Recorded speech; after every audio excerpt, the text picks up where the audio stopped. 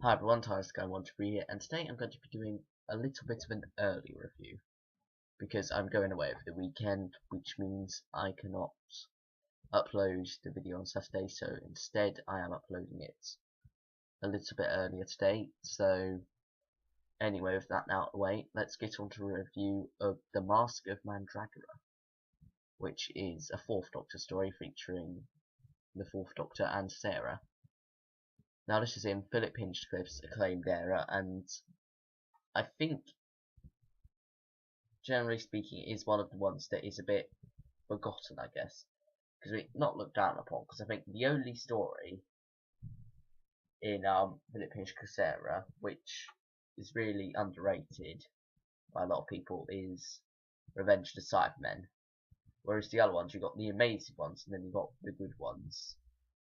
And I think this is one of the good ones that tends to be forgotten, surrounded by things like Talons of Winchang, Robots of Death, Deadly Assassin, Seeds of Doom, Pyramids of Mars, Terror of the Zygons, Genesis of Daleks.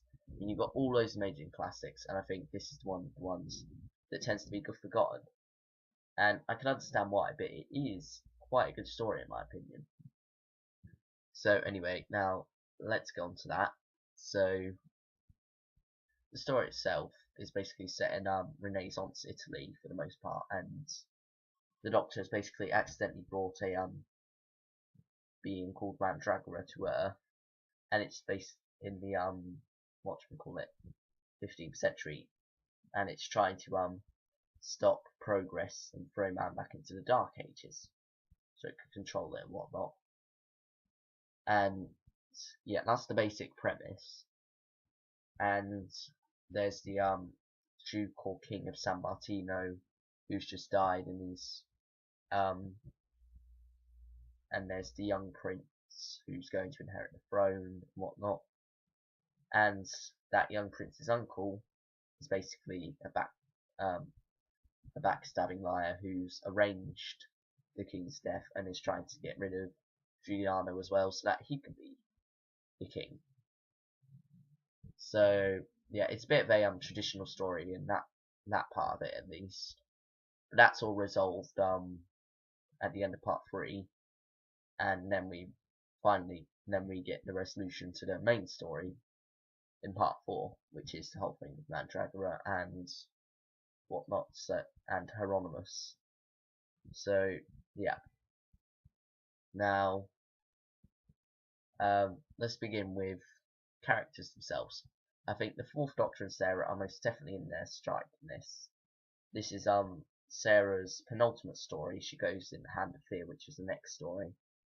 And I think here you could definitely see a fun relationship between her and the Doctor. They're most definitely friends and whatnot, and yeah, I think it's just kind of like it's the relationship everyone remembers, I think. So yeah, it's good for that aspect. Now the Duke Giuliano, I quite like him as a character. He's a very good character, I think, and you could have he's like a man of science and whatnot, and doesn't believe in all this superstition. Yeah, he's a good character. And then you've got the sorry, I forgot who he's called now. The Count Federico. No, it's not. Is it? I think it might be Count Federico. I'm not sure. The uncle, and he's kind of like he's a good villain. I think he's one of those not overly memorable villains, but definitely a good villain, an enjoyable villain up to his demise at the end of part 3, which I think is rather unfortunate because he was quite enjoyable. But I guess because he was more kind of like the background story, not really the sci-fi story, I guess he had to go, and I think it was quite an impactful demise. So yeah, and finally we have in fact not finally, but next we have Marco, I think his name is, and he's basically the prince's aide. And to be honest, he's the only really character who I'm a bit meh about. He's not bad, but he can be annoying from time to time. Keep going on about kind of like fighting and whatnot, especially in part 3 and 4. So yeah, there's that unfortunate bit, but he's not a bad character. He doesn't detract much from the story because he's not in it a whole lot, but he can be annoying at times. And finally we have Hieronymus, who is the main bad guy. And I guess he works as bad guy. He's not as memorable as the Count, unfortunately, but nevertheless, he is a memorable character, I think.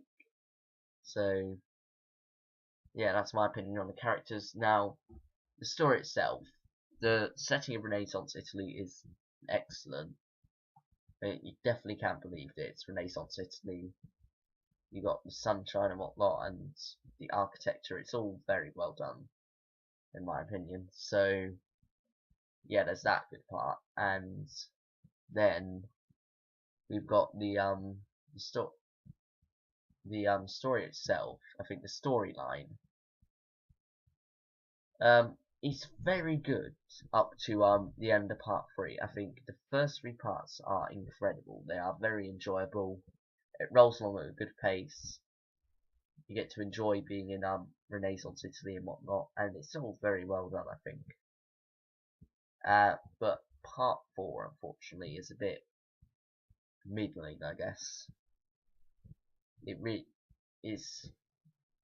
It's kind of like after the Duke dies, everything just drops. You don't have a subplot going on in the background, so you just got the main plot, and it's a bit boring, unfortunately. And you got the siege going on, but that happens in the background. You only hear about that, and even then you hear that not much is happening at all. So that's quite unfortunate, I think. And then you've got the resolution, which I think I'll get onto a bit later instead, but it is quite poor. So before I get onto that, we have got the new Tardis console room, which was only used from this story up until Robots of Death. So it's only used in 5 stories, or 4 or 5 stories. I'm not. Yeah, it's only used. It's used for less than 5 stories because it isn't seen in the Face of Evil. So it's only used in 4 stories because they revert back to the other one in the Invisible Enemy. Although I think it's got some minor alterations. And yeah, so it's only used in 4 stories. And I think, given that it is a very good console room, I think they should have used it more, in my opinion. I think it could have been. I think it was a good console room. Although I guess I agree about. I think one of the reasons was because it was too static.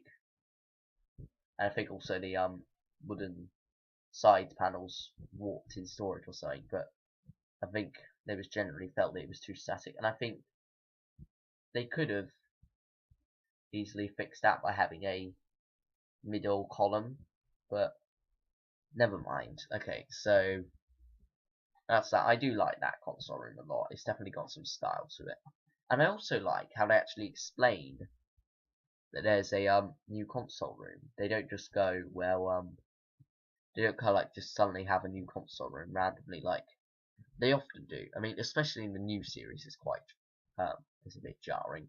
In the classic series, because they don't change as dramatically, you kind of roll with it. Except for this one, this is the most dramatic change of the console room, and yeah, I think it was nicely handled that they actually explain it.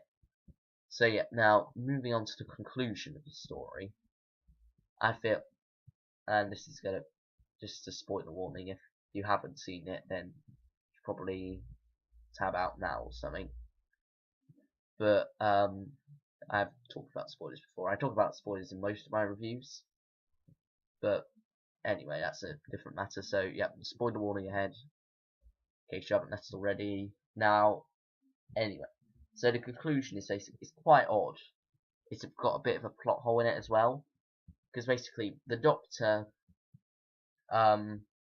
defeats Hieronymus, but still has the other cult of Demnos to defeat.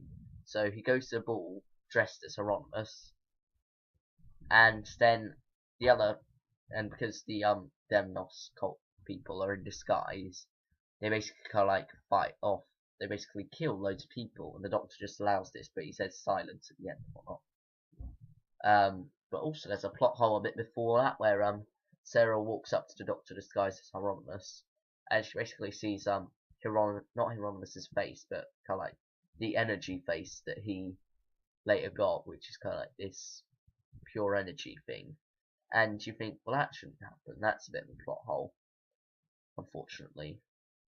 And also the Doctor's left the cult Demnos to kill all these people. And I guess it was because of the impact, and they want to make you feel that like in jeopardy. But I still feel it could have been done a bit more better and a bit less out of character for the Doctor. And finally, he is able to defeat the cult of Demnos by killing them all with his trap, which he set up. So they basically pour their energy into the thing or something.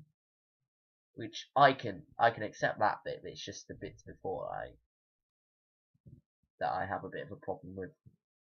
So yeah, it's an unfortunate ending for a story that up until that point was, for the most part, very good, I feel. So, on to rating it. I think 7 out of 10 this time. Maybe 8. I don't know. I even considered a 6 at one point, but then I thought, no, the first 3 episodes are far too good to give it a 6. So I think 7 or 8 is probably going to be a good rating for this one. So, yeah, that's that. Thank you for watching, everyone. Next week will be Death to the Daleks. So, yeah, thanks for watching, everyone, and I'll see you all next time. Bye, everyone.